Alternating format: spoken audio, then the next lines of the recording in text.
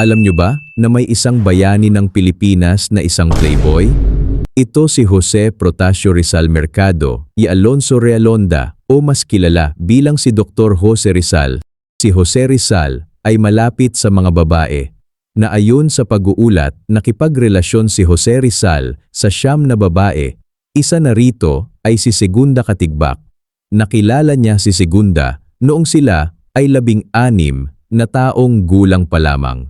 Ngunit naghiwalay rin sila dahil ipinakasal si Segunda sa ibang lalaki. Nakilala ni Jose Rizal ang kanyang greatest love na si Leonor Rivera. Hindi lang basta kasintahan ni Jose Rizal si Leonor dahil sila rin ay magpinsan. Engaged sila ng halos 10 taon. Ngunit hindi gusto ng nanay ni Leonor ang pag-iibigan nila.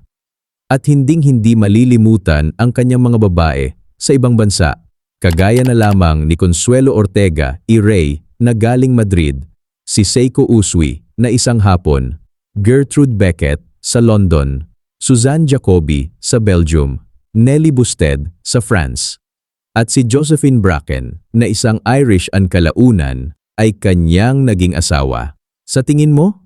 Isa nga bang playboy si Jose Rizal o isa lang siyang tao na nag-iisa na palaging naghahanap ng karamay sa bawat pagsubok na hinarap niya sa kanyang buhay?